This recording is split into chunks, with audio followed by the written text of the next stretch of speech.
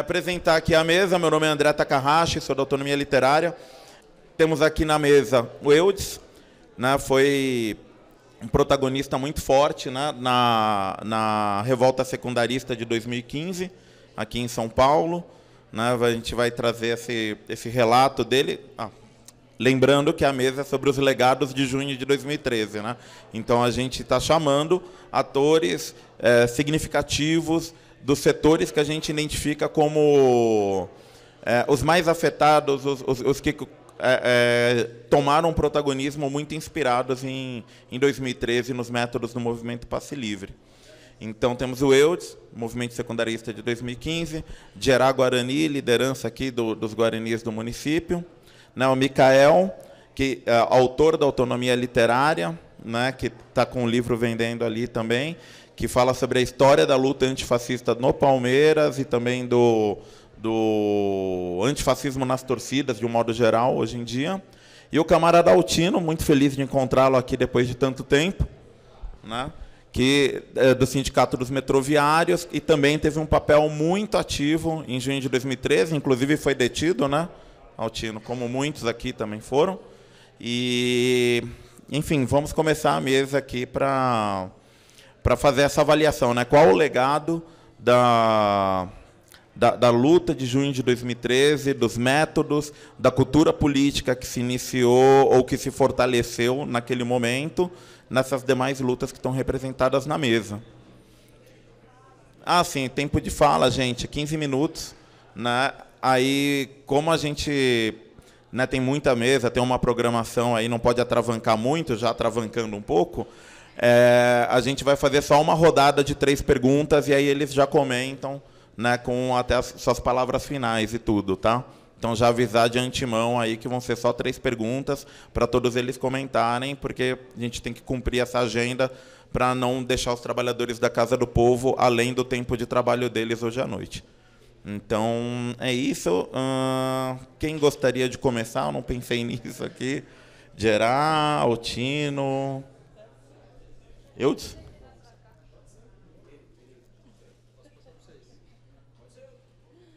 Altino, então? Vamos começar com o Altino.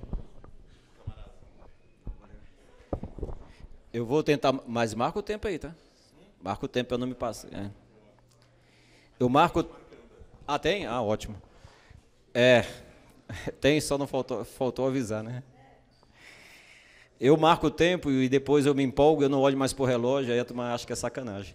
Primeira coisa, eu queria, por uma lembrança de uma companheira da luta palestina, ela falou para mim e pediu, eu acho que é nada mais que justo.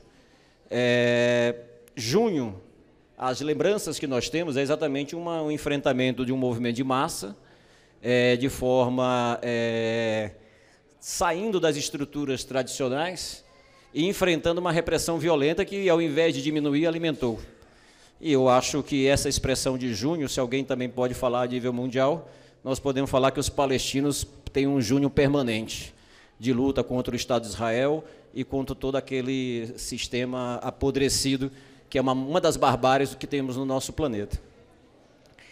Falando em junho de 2013, especificamente aqui do Brasil, primeiro eu queria dizer que na época, apareceu no negocinho lá, né, que eu presidente do sindicato, eu sou o diretor do sindicato atual, mas na época eu fui presidente do Sindicato dos Metroviários de São Paulo.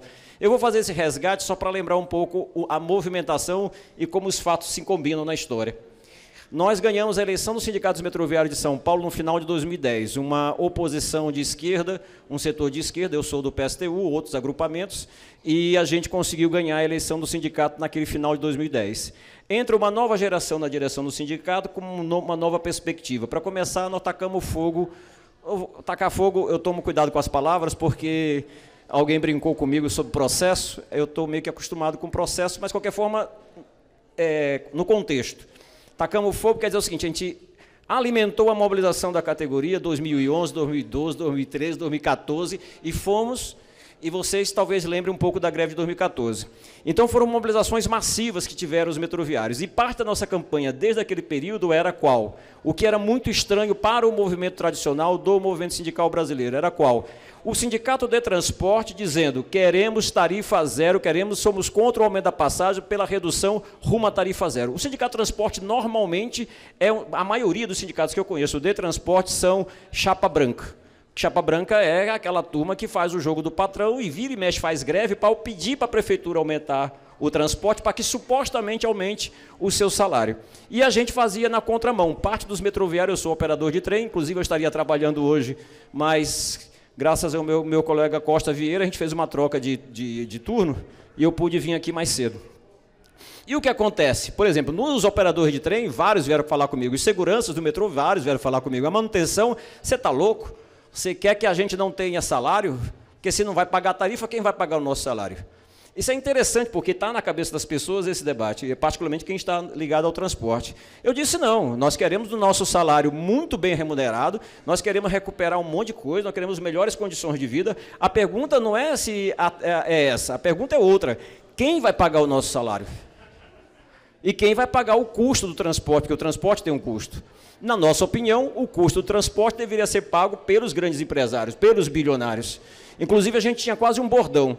Um trabalhador, deixa eu ver o tempo, um trabalhador comum, um garoto da juventude que pega o transporte 5 da manhã, 6 da manhã, 4h30 da manhã, que o metrô às vezes abre 4h40, e nos ônibus mais cedo ainda. Vai trabalhar para quem? Para as grandes empresas. O moleque que vai estudar para quê? Para um dia trabalhar para essas grandes empresas. E o cara que vai consumir os produtos nos shoppings, de quais empresas? Dessas grandes empresas. E se na lógica a gente está vendo que a concentração de renda está aumentando, nada mais justo que eles paguem pelo transporte.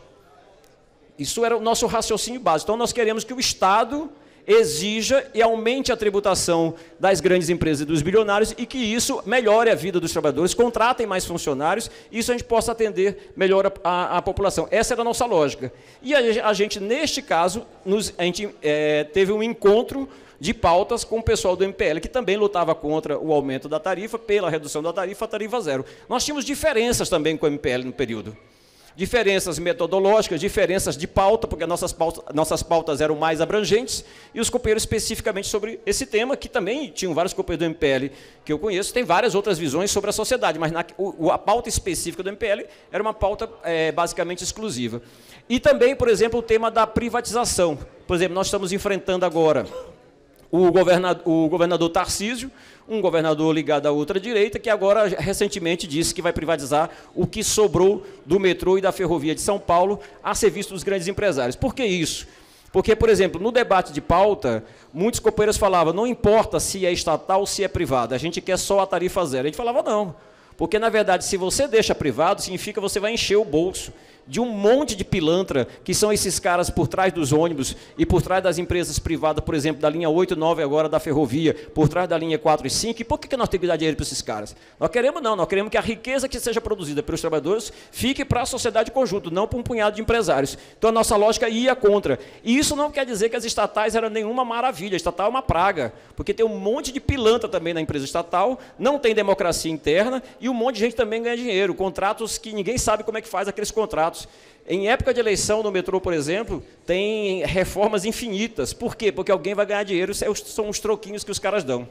Estou falando isso porque 2013 é uma expressão que aparece só em 2013, mas tem uma movimentação de diversos tipos anteriores que se somam, se juntam, se combinam e aparece a explosão de 2013. É muito interessante, eu vi aqui um pouco da palestra dos autores, deixa eu ver o tempo, que diz o seguinte: muitos dizem não dava para analisar 2013 no momento, porque estava muito recente, tem que olhar de longe. Passam 10 anos, tem um povo perdido ainda. Eu vou dar um exemplo para vocês. Não foi só o Datena que fez aquela barbaridade, que foi fenomenal. 2013, se a gente for contar a história, tem várias passagens muito interessantes. Aquela história do Datena dizendo quem está a favor dessas mobilizações, com quebra-quebra, com pancadaria e tal, e a população votando lá na Band, foi fenomenal. Aí depois, não, vocês não estão entendendo.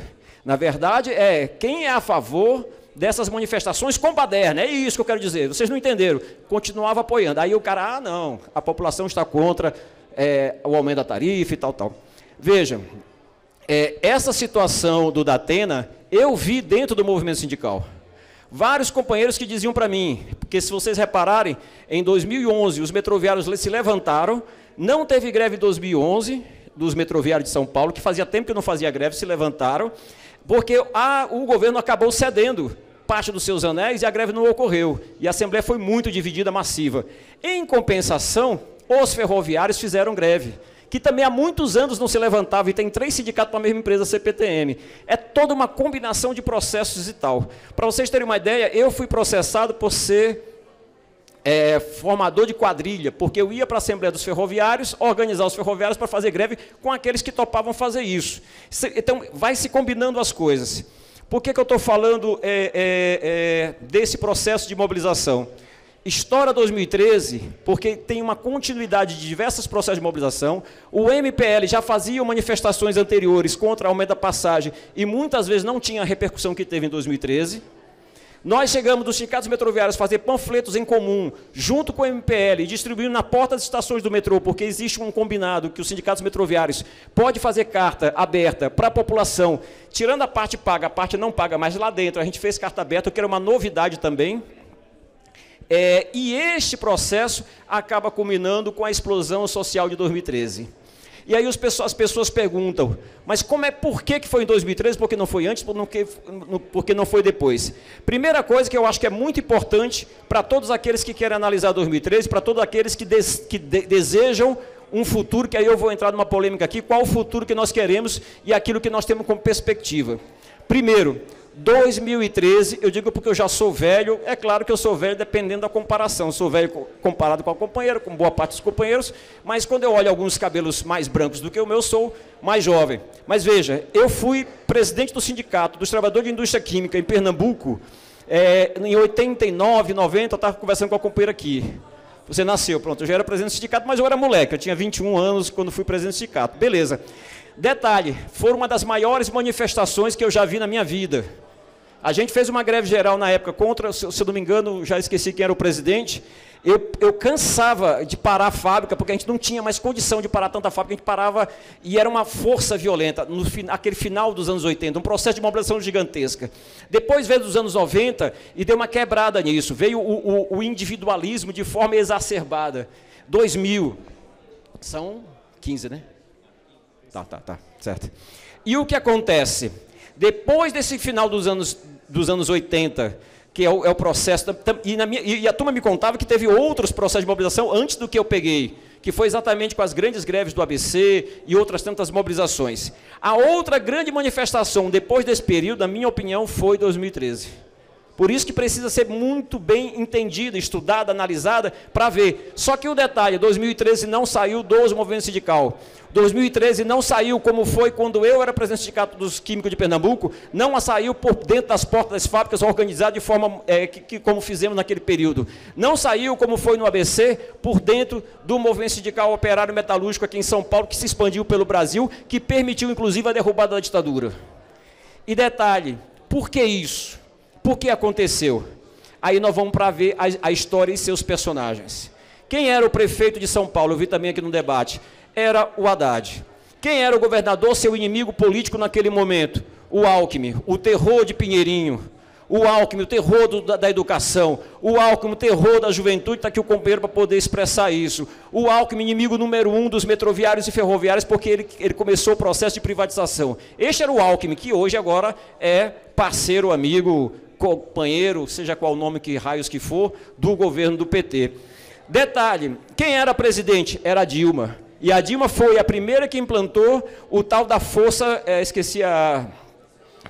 Força Nacional, uma força especial militar. Inclusive, quando teve a greve dos metroviários, na véspera da Copa, em 2014, de 5 dias, que a pancadaria correu solta, de enfrentamento, a Dilma deu e disse para o Alckmin, te garanto uma força nacional à altura para arrebentar esses moleques que estão na frente do sindicato. Aí o Alckmin, com a sua arrogância, disse, não, deixa que a nossa PM resolve a parada. E, de fato, do ponto de vista militar, a PM dele resolvia, não precisava da força nacional. Eu estou falando, nós estávamos naquele contexto. Neste contexto, o que se imaginava de verdade de um movimento sindical organizado, combativo e de luta, o que se esperava em 2013? é que outros sindicatos chegassem para os metroviários de São Paulo e dissessem: vamos fazer uma greve geral para empalmar com a luta da juventude que está no meio da rua. Vamos pegar a CUT, vamos pegar a Força Sindical, vamos pegar a CTB, vamos pegar toda essa cambada aí e vamos fazer uma greve geral que a pancadaria vai começar e o movimento sindical vai entrar organizado. Vamos chamar a periferia. Esse era o que se desejava. O que fizeram, estavam amarrados com o governo do PT da Dilma, estava amarrado com a porcaria do governo Haddad, e estava amarrado muitos deles, inclusive, porque, não sei se vocês sabem, parte do movimento sindical é amarrado, inclusive, com vários governos de direita. Aqui, por exemplo, o Tarcísio tem central sindical que está amarrada com essa porcaria de Tarcísio. Estou falando isso porque a tarefa que era dada, histórica, para o movimento sindical, como foi feito no passado, de enfrentar a ditadura, de fazer greve geral e tal, naquele momento se acovardaram, mas mais do que se acovardaram, lutaram contra. Por isso que eu vou contar uma historinha só no meu pouquinho tempo que resta aqui. Um companheiro chegou para mim, na greve dos ferroviários que eu fui apoiar, e falou, isso foi em 2013, porque em 2013 os metroviários não fizeram greve, mas em 2014 nós fizemos, mas os ferroviários fizeram em 2013. Não sei se vocês lembram também. Em 2014, estou falando para entender a história, principalmente o pessoal mais novo. Em 2014, foi 2014, teve uma greve de ônibus. Vocês lembram que teve uma greve de ônibus? Por fora aquela greve foi fantástica. Eu conheço companheiros até hoje que estão perseguidos. Um deles é caminhoneiro, meu amigo Marcha Lenta. O que acontece? Eles fizeram greve por fora do sindicato, entraram na capital, no centro da cidade, e pegaram a chave, jogaram a chave fora. Foda-se, aqui ninguém vai trabalhar mais. Foi um caos. Teve a negociação com o Medeiros. O Medeiros traiu os caras e toda a comissão foi demitida. Mas foi uma explosão por baixo. Estou falando que isso é o que aconteceu. Lembra das greves dos garis do Rio de Janeiro? Também depois de 2013? Expressão desse movimento também por fora dos sindicatos. A classe trabalhadora tem muita energia. O que nós temos são direções amarradas e presas no status quo, a serviço dos grandes empresários e dos seus governos. O que eu quero dizer com isso? Que uma vez na greve dos ferroviários, um copeiro disse para mim: Altino, você acha que a turma do trabalhador comum, peão de fábrica, vai ficar a favor de baderno daqueles moleques que você está apoiando? Você acha isso? E aí estava tomando um café, ajudando lá no Brás. Aí eu falei: cara, eu não sei o que eles acham, mas primeiro que a pauta do MPL estava justa, a pauta da greve dos ferroviários está justa, estou apoiando quem está justo. Se a cabeça de cada um, não sei. Vamos fazer uma aposta? Digo, vamos fazer uma aposta. Chamou os 4 molequinhos ferroviários, chamou os caras, me lembrou da Atena, só que na versão de peão. Você é a favor dessas manifestações que quebram tudo, queimam a imagem do movimento sindical e não sei o que, não sei o que, não sei o que? Os molequinhos: sim, nós somos a favor, mas tem que quebrar tudo mesmo, essa porra tem que arrebentar tudo. Eu estou falando isso porque muitas vezes a gente cria uma ilusão de que está todo mundo amarrado, está todo mundo preso e que ninguém está disposto a mobilizar. Aquela insatisfação de 2013 tinha uma insatisfação com o conjunto da sociedade que era podre. Aí o cara via a Copa das Confederações, vinha o negócio das Olimpíadas, a Copa do Mundo, investimento, roubalheira, não sei o quê. O cara falou: por que eu não vou lutar pelo menos para não ter aumento da tarifa? Então era uma insatisfação generalizada. Por fim, na minha opinião também, tinha os ventos da Europa e do norte da África e do Oriente Médio, que tinha a ver com aquela primavera árabe. Isso influencia a cabeça das pessoas, isso mexe com a vida das pessoas. E nesse sentido a gente precisa avançar para saber quando nós desejamos o quê. E eu para terminar, vou dizer: eu desejo novos júnios, eu desejo greve geral, que os trabalhadores agora de forma organizada se levantem, mas por uma pauta que diga: pare de pagar a dívida externa que consome 50% da riqueza do país para dar para banqueiro. Nós temos que ver quais são as principais pautas para a gente mudar esse país. Com um governo de direita, com um governo de esquerda, com um governo com a coloração que for, mas uma mudança radical da sociedade para que a gente resolva de fato nossos problemas graves sociais.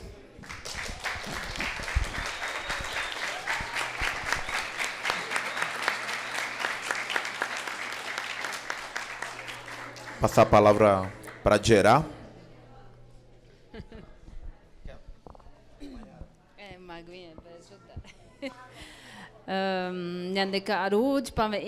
Boa tarde a todos, a todas, a todos.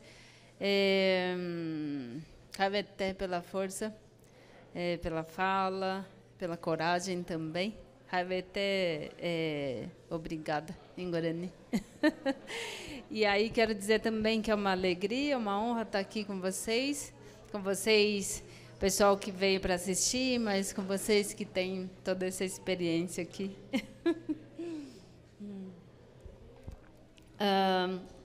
Eu sou a Djerá Guarani, Djerá Potameri, na verdade. Tem um nome também em português, que é Giselda Pires de Lima, que é como se fosse um apelido, assim, né? E eu vim hoje da aldeia Calipetã, que, por sua vez, vai fazer 10 anos esse ano, e que tem aí uma história muito bonita e muito forte também, que me emociona muito. E quando eu estava te escutando, comecei a lembrar de algumas coisas fortes também no início da aldeia Calipetã, que está aqui na terra indígena Tenonde-Porã, umas 2 horas daqui, que está aqui na Zona Sul, né, no extremo sul. E dessa terra indígena que teve a portaria declaratória, né, em 2016, que é o segundo passo aí na cultura de Juruá, né, na cultura política de Juruá, né, para reconhecer uma terra indígena, em 2016, e dessa terra indígena, 2 horas de carro, você já está em Santos. Então, ele está bem no fundinho, ali na Mata Atlântica.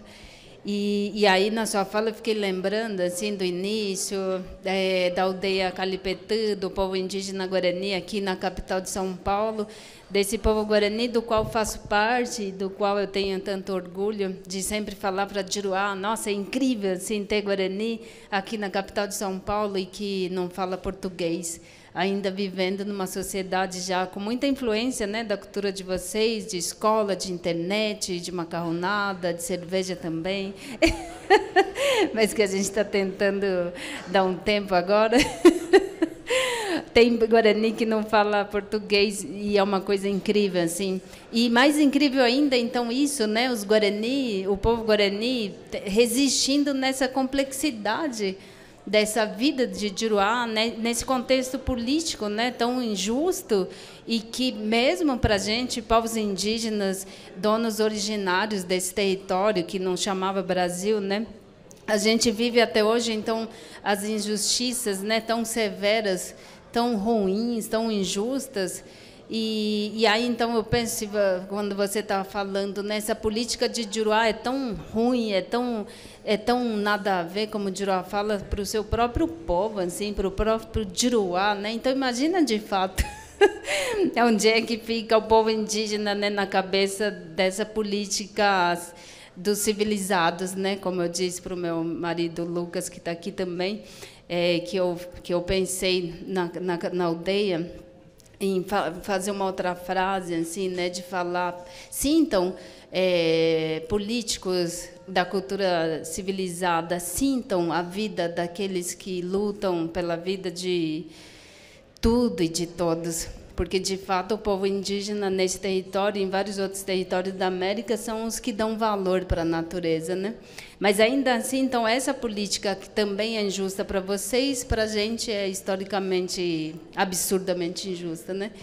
Mas também fiquei lembrando de alguns momentos, como na aldeia, que eu ouvi falar, daí procuro uma TV, porque eu não tenho TV, e aí vejo o movimento dos jovens de Juruá, assim, dos filhinhos de Juruá, assim, no movimento, com força e muito consciente, e que eu lembro que algumas vezes eu chorei, e que isso trazia uma esperança grande, assim, de pensar, talvez um dia o povo indígena, com essa galera jovem aí, vai paralisar tudo, assim, que na minha cabeça, que ingênua, às vezes, eu fico imaginando os Juruá de São Paulo inteiro, assim, paralisando tudo, assim, mas que só a paralisação das empregadas domésticas, por exemplo, geral, assim, nossa, resolveria muita coisa para o povo indígena, para o sindicato de várias linhas de trabalhadores desse país, para o movimento jovem, enfim, para todas as outras organizações sociais que vêm nessa luta, né, da consciência de que está muita coisa errada.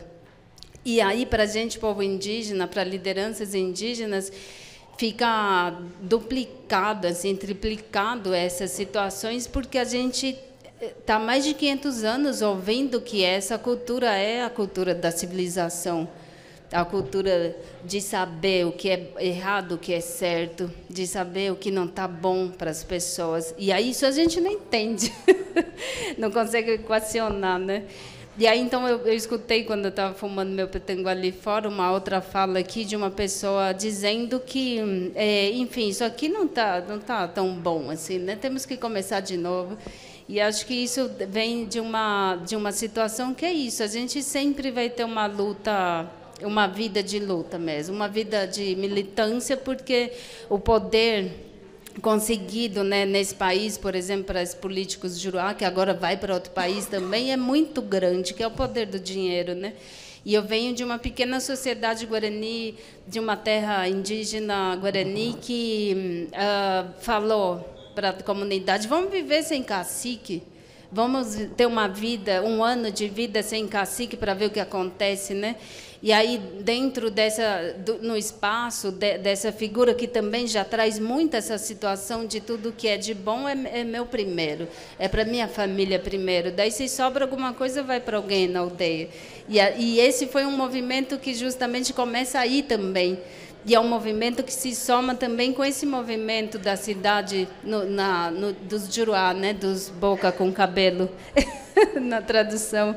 E aí, então, você tira o cacique, bota o conselho, e no conselho tem mulheres e guarani, e aí a luta pela demarcação de um povo indígena originário desse país vai também para a cidade com todos esses parceiros do Juruá, e no início os mais velhos da aldeia ficam absolutamente assustados, porque eles têm em sua memória, na sua memória vivíssima, a situação de histórias, né, passar de geração para geração, que traz para a gente assim, gerar, Caraí, Marisa, vocês estão loucos, vocês vão para a cidade, Juruá mata por qualquer coisa, e vocês vão travar lá a estrada dele, eles vão matar vocês.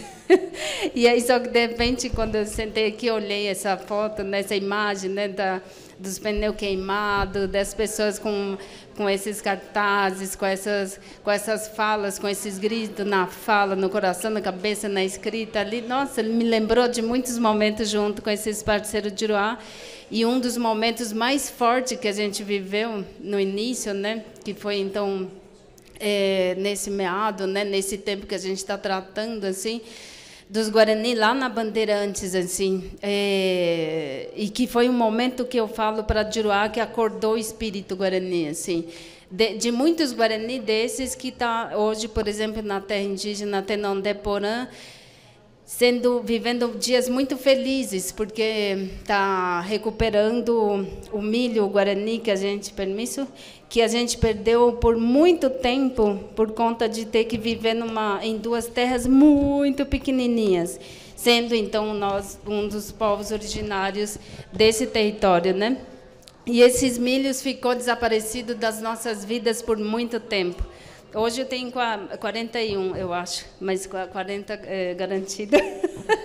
E eu já tinha 30 e eu nunca tinha visto, pode dobrar, por favor, nunca tinha visto esses milhos guarani, que é do meu povo e que sempre ouvia só falar, assim, né? E aí, de repente, a partir desse movimento de várias experiências fortíssimas, de fechar Bandeirantes, de eu achar que um monte de motoqueiro de Juruá ia atropelar um monte de criança, que a gente tinha falado que era para ficar lá no morrinho, e de repente está tudo lá embaixo, e os motoqueiros empinando a moto, e aí estão os Guarani, estão os mais velhos, as crianças, os Guarani lá do Jaraguá também, que tem o CECI, como na Tenondeporã, e aí o CECI é de uma Secretaria de Educação do município de São Paulo, que estupidamente leva um monte de berço para a escolinha na aldeia, e a gente sempre falava: para que esse berço? A gente é uma outra cultura, a gente não faz as crianças dormir de dia, porque tem que dormir à noite. E aí, de repente, o berço faz ali, tem uma importância, porque aparece um monte de Guarani com berço e bota no fogo. No meio dos pneus. Eu falei: é isso mesmo, vamos fazer isso. E aí, depois, vários momentos assim desse confronto, assim, dessa ação que os Guarani vai junto, porque os parceiros de Juruá também se achegam e conversam, e a gente planeja e tal, e algo que parece que nunca, jamais aconteceria, acontece. E agora a gente tem, então, essa força também para os próprios Juruá de São Paulo, para esse movimento de Juruá de São Paulo, que está absolutamente aberto para vocês. É claro que Juruá Juruá é um número muito grande. E aí, então, o Juruá pode se organizar, mas, por exemplo, 100 Juruás a gente pode receber lá para se concentrar, para relembrar das lutas, para planejar e receber a orientação, a boa vibração do Pajé Elias, por exemplo, que está aqui, que pode se somar com outras pessoas, porque a luta vai continuar, né? Independentemente da situação agora, de boa ou ruim, assim, né? Porque tem muita coisa ruim mesmo, pelo amor de Nhanderu. E a gente sabe, tem a clareza de que essa política dos civilizados do nosso país, ela não vai acontecer mesmo se não tiver, né, essas trambicagens aí, essas maracutaia. Mas que, tipo, se é uma cultura civilizada, de fato, então pode ter maracutaia, mas que seja minimamente justo para todos aqueles que faz esse país ficar em pé também, né? E aí meu tempo acabou, daí por último eu quero só divulgar esse livrinho Arapuaú, que é da aldeia Calipetã, que é também um pouco de tudo que está rolando lá nessa terra indígena Guarani Tenondeporã. E aí ele está ali na banquinha, e aí tem um livro do Lucas, que é o meu parceiro, Juruá, Boca com Cabelo, que está há 12 anos comigo. E aí acabou, esse aqui é o último exemplar aqui, nesse espaço físico, mas dá para comprar pela internet, na Editora Elefante, e ele fala muito sobre o modo de ser Guarani na política, né? De como é que o povo Guarani enfrenta essa cultura política civilizada que não sabe de nada, na verdade. Um monte de criança de outros lugares, como eu falo, um monte de jurazinho do MST de 7, 8 anos, faria muito melhor vários trabalhos assim na política do nosso país. Vocês também. E aí tem esse jornalzinho que é gratuito, é de graça, que também fala muito sobre o trabalho, o movimento desse espaço, desse território que está aí para vocês, como apoio também.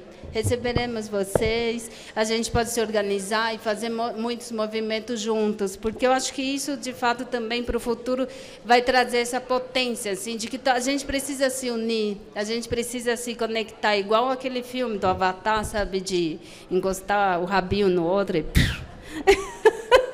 Mas aqui dentro, né? Porque a gente não tem esse rabinho aí. A VT, obrigada pelo espaço.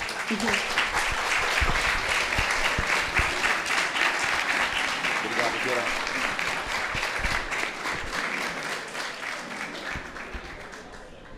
Passar para o Micael agora. Sim. Valeu. Bom, boa tarde a todas, boa tarde a todos. Como o Taka citou anteriormente, eu sou Micael.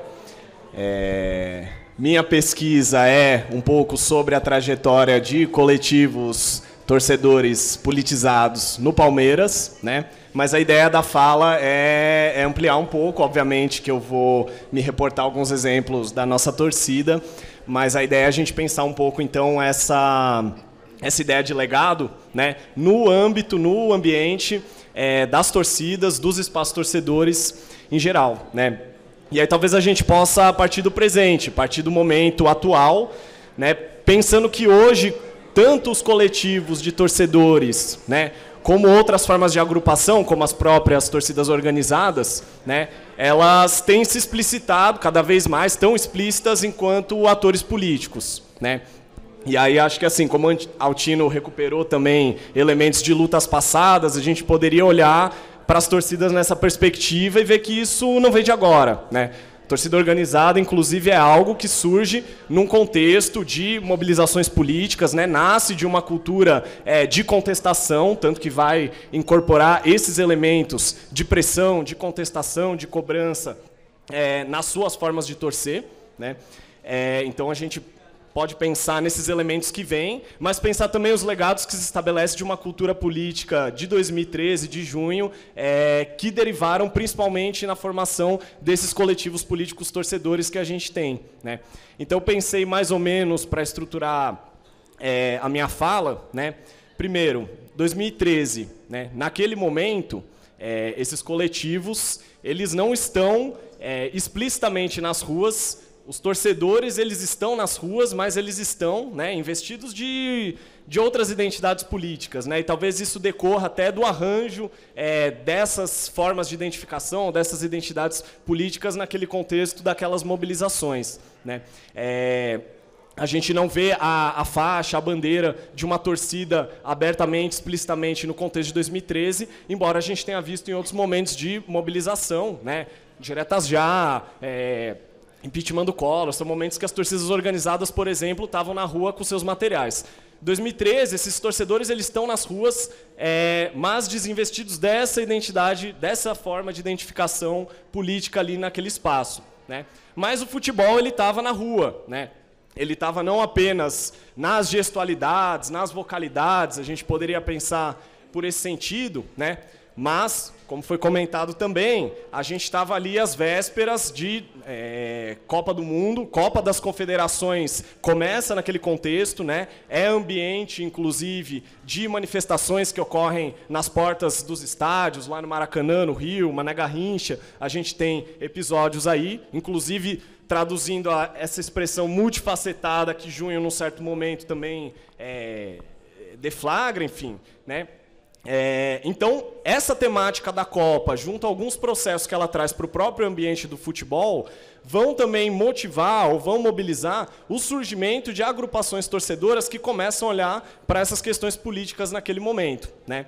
Por exemplo, um aspecto fundamental que é o processo que a gente chama de arenização dos estádios, que é algo que vem com tudo no Brasil nesse contexto da Copa do Mundo, é a transformação dos espaços torcedores de um estádio, né, esse modelo da arena multiuso, e isso, né, acarreta aumento na cobrança do ingresso para as partidas e uma transformação desses espaços torcedores, que decorre de uma elitização, evidentemente. Então a gente começa a ver já nesse contexto a formação de coletivos de torcedores, de torcedoras, que começam a discutir e agir em relação a esse processo de arenização e a elitização que dele decorre, né? Mas, por outro lado, também tem um fenômeno que é um pouco em que medida essa cultura política que a gente vê fervilhando em 2013, né? O uso, por exemplo, da rede social como um instrumento para convocar uma manifestação ou para difundir um elemento, isso não se inaugura em 2013, mas isso ganha também uma proporção ali, assim como cobertura em tempo real, né? Uma ideia de uma mídia contra-hegemônica que cobrisse aquelas manifestações. Nesse contexto, a gente vê também o surgimento de alguns coletivos torcedores que se usam desses espaços, dos ambientes virtuais, para começar a agregar quem nos conhecia, né? Ou, enfim, quem até se conhecia da arquibancada, mas com gente que vinha de outros espaços, ou que nem se identificava diretamente com aquele espaço da arquibancada, mas torce para um time e resolve se juntar. Por quê? Porque tem existe uma politização que se investe aí nesse torcer, né? Então, em 2013 mesmo, na verdade, antes de junho e abril, a gente tem o surgimento dos coletivos autodenominados livres ou queer, né? O Palmeiras Livre, por exemplo, está ali a ler, ele é o primeiro coletivo político que a gente tem na torcida do Palmeiras, né? De 2013. E aí se inicia um processo que, em 2014, vai desaguar no surgimento dos coletivos antifascistas, né? Palmeiras Antifascista, naquela época surgem também... isso, muito no ambiente virtual. Surge uma página do Corinthians, uma página do São Paulo, surgem, enfim, páginas Brasil afora, né? E alguns desses exercícios de organização virtual saem do ambiente virtual e também se convertem em coletivos que começam a atuar diretamente na rua e na arquibancada, né? Então, Palmeiras Antifascista se utiliza, por exemplo, desses instrumentos virtuais, mas ele nasce de uma situação de arquibancada, né? Um coletivo que nasce num episódio muito específico que aconteceu na arquibancada do Pacaembu, né? De enfrentamento direto com um torcedor que estava utilizando ali uma indumentária que remetia a uma torcida fascista de um clube europeu. Enfim, progressivamente a gente tem o surgimento desses coletivos autodenominados antifascistas, então, em diferentes torcidas, né? Ao mesmo tempo, a Ação Antifascista São Paulo, que também tem muitos vínculos com a formação de muitos desses coletivos, né? Ações que começam a ser coordenadas conjuntamente, participação, por exemplo, na Copa dos Imigrantes e Refugiados aqui em São Paulo, que tinha Palmeiras Antifascista, Coringão Antifa, o pessoal da AFA e outras organizações também. Enfim, desse processo, a gente tem uma trajetória desses coletivos antifascistas, aos quais se somam outros, né, como Por Comunas, Coletivo Democracia Corintiana, que surgem a partir de 2016 no contexto de mobilização em torno ali do impeachment da Dilma, né? Então começa a ficar evidente que os torcedores eles estão se agrupando e estão se mobilizando em torno de pautas aí identificadas nesse campo muito amplo da esquerda, né? E a identidade torcedora ela começa a ser levada para a rua também como um elemento de identificação ali. E uma plataforma de politização também, né? Porque aí eu acho que tem essa mão dupla. É uma galera que vem da arquibancada para a rua, para a manifestação, mas é uma galera que também vem da manifestação para a arquibancada, né? Então existe aí esses dois ambientes se retroalimentando. Enfim, tem uma longa cronologia, né? No livro eu até discuto um pouco essa cronologia dessa formação desses coletivos antifascistas, ou os coletivos que vão se autodenominar progressistas, e também torcidas que vão se organizando, torcidas organizadas, um pouco nessa perspectiva, né? Hoje em dia, no Brasil, a gente tem torcida organizada antifascista, né, que apresenta essa plataforma como parte da sua identificação torcedora, né? É o caso da Resistência Alvinegra, do Atlético Mineiro, lá de BH. Mas, enfim, anteriormente, a gente tem os Ultras Resistência Coral, lá do Ferroviário do Ceará, também, enfim. Essas torcidas, elas também vão explicitando em que medida as questões que o antifascismo, as questões políticas, elas entram na arquibancada, mas elas não entram dissociadas daquilo que reúne aquelas pessoas, que é essa existência torcedora, né? Então não é simplesmente um espaço para fazer propaganda política, ou enfim, né, divulgar aí ideias urgentes sobre pautas urgentes, mas como uma existência torcedora pode ser atravessada de um processo permanente de politização. Eu acho que o momento que isso sai um pouco da nossa bolha torcedora e se evidencia bastante para a sociedade como um todo foi em 2020, né? E aí, curiosamente, muito próximo de junho também, né? Hoje a gente está aqui celebrando aí 10 anos de 2013, mas a gente também tem a efeméride dos 3 anos daquele momento em que, iniciada a pandemia do Covid-19 no Brasil, né, enfim, militância bolsonarista nas ruas pedindo o fechamento do STF, intervenção militar, discurso negacionista, né, várias forças de esquerda meio sem saber o que fazer ali, né, no impasse. As torcidas elas foram primeiro para o enfrentamento com essas manifestações, né, da extrema-direita, né? Isso começa a acontecer em maio de 2020, né, e ganha força também em junho de 2020. A gente tem um primeiro episódio lá em Porto Alegre, dia 3 de maio, que integrantes do coletivo antifascista do Inter, que é a Coluna Vermelha, se juntam a outros militantes antifascistas da cidade e dissolvem uma manifestação desse teor de extrema-direita, né? E aí, no 9 de maio, em seguida, a gente já começa a ter isso na cidade de São Paulo, na Avenida Paulista, né? Aí talvez muitos tenham a lembrança desse momento, né? Em que, primeiro, existe uma agrupação de torcedores corintianos que se desloca ali para a Avenida Paulista, eles fazem... Isso, Danilo Pássaro me contou que foi meio de improviso a faixa Somos pela Democracia, ficou grandão Somos Democracia, pronto, agora esse é o nome do nosso movimento, Somos Democracia, né? E isso se alavanca numa articulação ampla que não é simples de fazer, né? Porque, além de tudo, nós somos rivais sim, inimigos também, né? Mas, nesse momento, palmeirense, corintiano, aí o pessoal acha lindo, valeu. Nós, palmeirenses e corintianos, se juntam, abraçados pela democracia na Paulista. Não, deu maior trabalho, né? Deu maior trabalho, mas fomos a Paulista. Os corintianos lá, os palmeirenses aqui.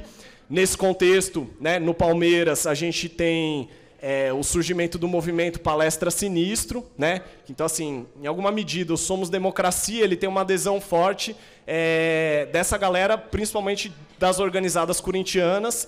E no Palmeiras, por exemplo, a gente tem o surgimento do movimento Palestra Sinistro, que faz essa articulação da galera das diferentes organizadas do Palmeiras, né? Então, nesse campo palmeirense, as faixas, as bandeiras, né, que a gente prepara e a gente marcha num outro espaço mais junto ali na Paulista, né? Nesse momento, essas manifestações elas se espalharam também para outros espaços, né, outras cidades. A gente teve em BH, teve em outros lugares também, né? Em alguma medida, esse é um momento importante, inclusive para puxar a esquerda de volta para as ruas, né? Essas mobilizações torcedoras, junto com a mobilização dos entregadores ali naquele momento de meados de 2020, puxa a esquerda de volta para as ruas. Essas manifestações bolsonaristas, elas perdem um pouco do seu fôlego também, né? E aí, de volta para as ruas, a gente tem, enfim, uma permanência desses movimentos nas ruas, né? Aí a gente chega em 2022, momento que, após as eleições, outra cena que todo mundo ficou sabendo, né, chamou a atenção de todo mundo, depois das eleições, com os bloqueios golpistas que começam a ser realizados em rodovia, a tropa dos fura-bloqueio, né, que começa com a rapaziada da Galoucura, né, e aí vai se espalhando por diferentes torcidas organizadas, que usam essas rodovias para viajar, para ver jogo quando é na condição de visitante, né. Então, viajando, esses bloqueios ali localizados, as caravanas de organizada começam a furar esses bloqueios. Isso também mobiliza outras organizações a realizarem o fura-bloqueio em outros espaços. Aconteceu aqui na Marginal Tietê, depois, inclusive, com a adesão da rapaziada da AFA também. Então, enfim, né, acho que eu já estou meio no limite do tempo. Ótimo. Bom, para concluir, acho que eu pensaria essa ideia do legado de 2013, né? Pensando em que medida aspectos daquela cultura política que começa a se explicitar nas ruas em 2013 também alimentam a formação desses coletivos, né? Que têm as suas diferenças em relação a outros modelos torcedores, como o modelo de torcida organizada, né? Não se colocam como um antagonista desse modelo de organizada, pelo contrário, se enredam com as suas formas de torcer, com as suas formas de se organizar, né? E desses atravessamentos surgem mobilizações como essas que eu procurei mencionar, né? Enfim, então acho que a gente poderia pensar um pouco nessa expansão dessas esferas de circulação, de articulação e de imaginação política também a partir das torcidas de futebol. Enfim, valeu.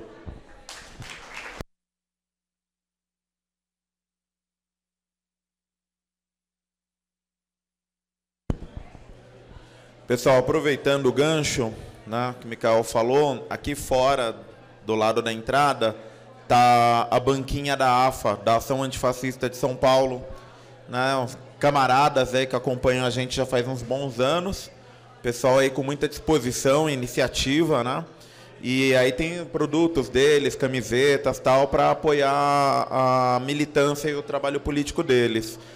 Aproveitar também para divulgar, a gente tem uma parceria com a AFA, a gente da Autonomia Literária, que a nossa sede é uma espécie de complexo antifascista, né?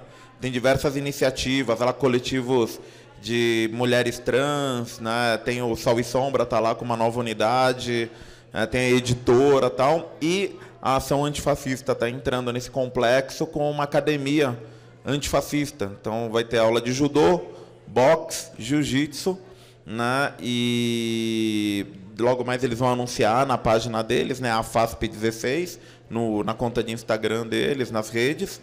Mas já em julho já vão começar a formar turma. Então, quem tiver interesse, na região do Bexiga, a gente vai ter uma academia antifascista com todos os valores que a gente preza num ambiente desses, né?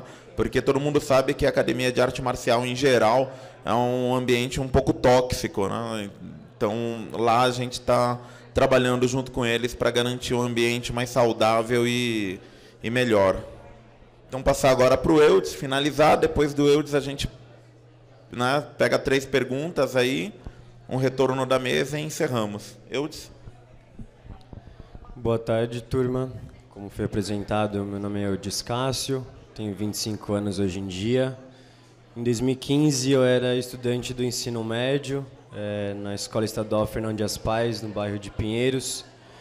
E queria trazer um pouco na minha fala, e foi muito bom ouvir também o Altino falar primeiramente, a Gerá, porque acho que para mim, pensar o legado de junho na experiência dos estudantes secundaristas é também pensar no meu processo de formação, atuação do Altino, das mobilizações guaranis também.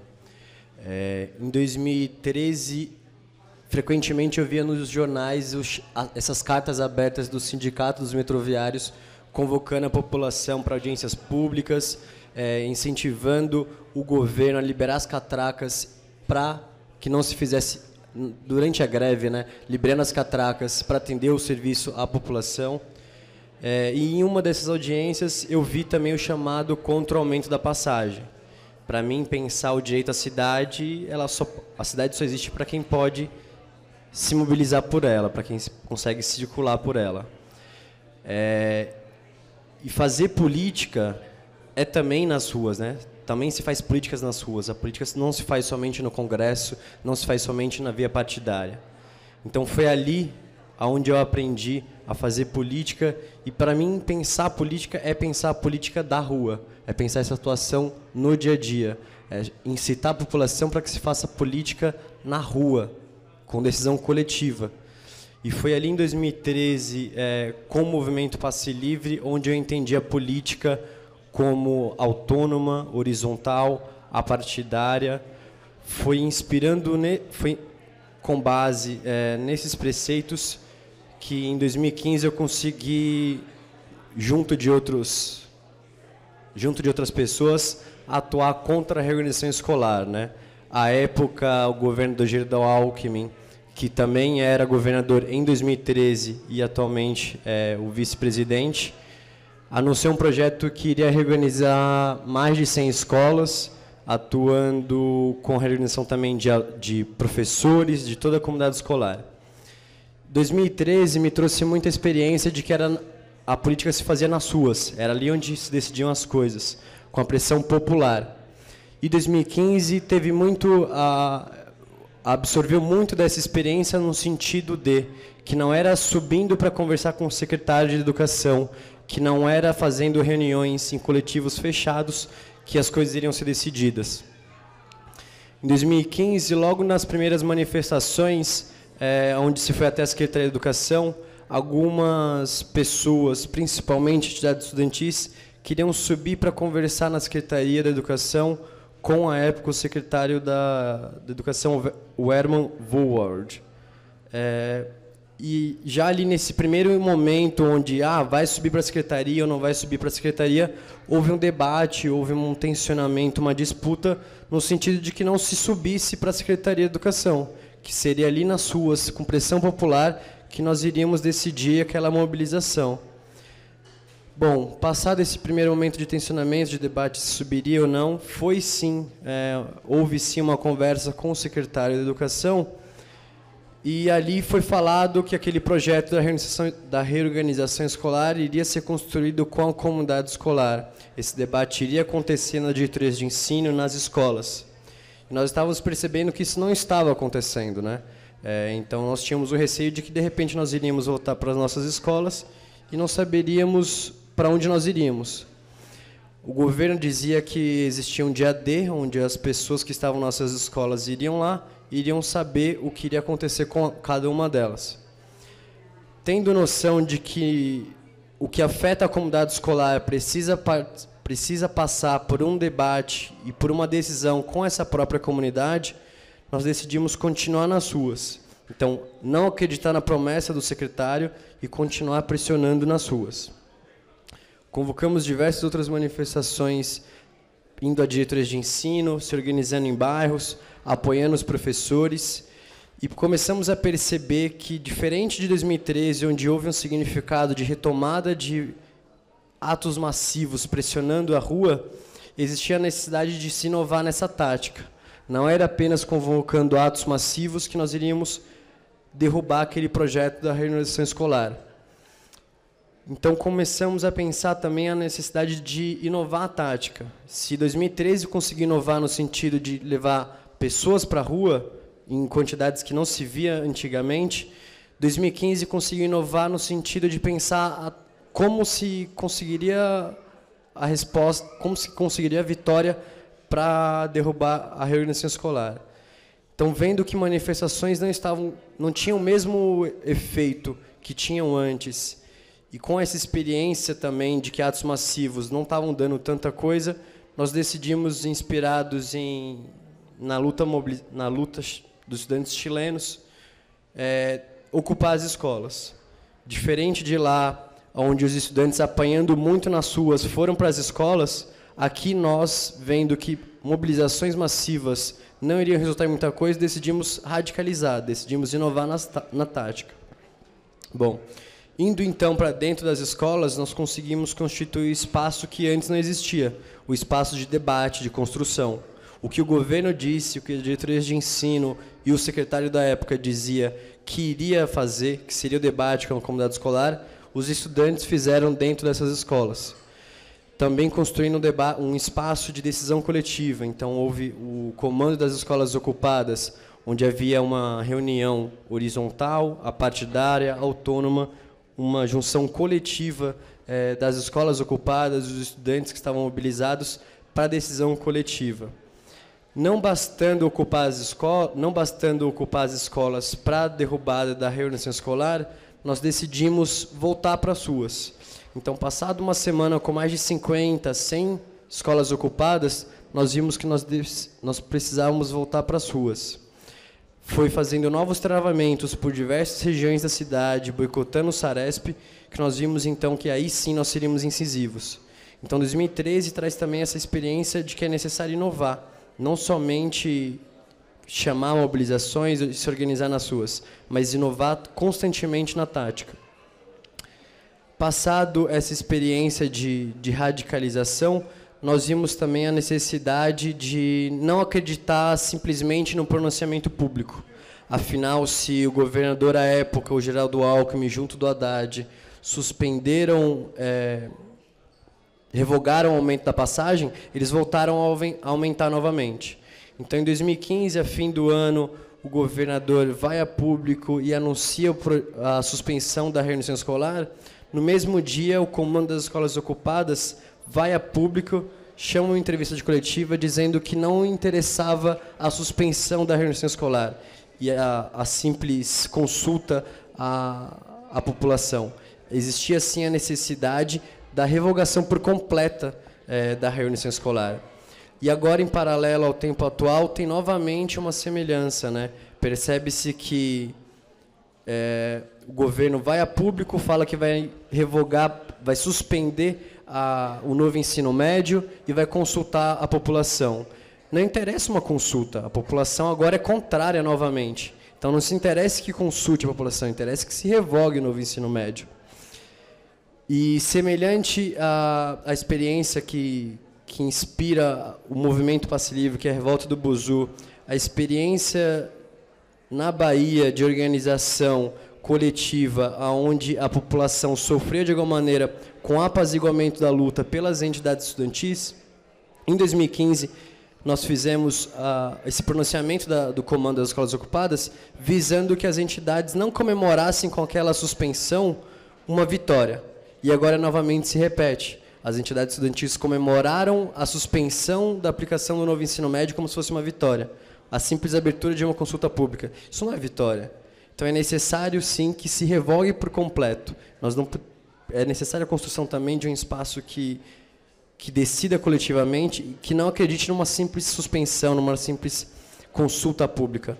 Novamente isso repete e a decisão coletiva, né, essa suspensão. Acho que era isso um pouquinho que eu tinha para contribuir.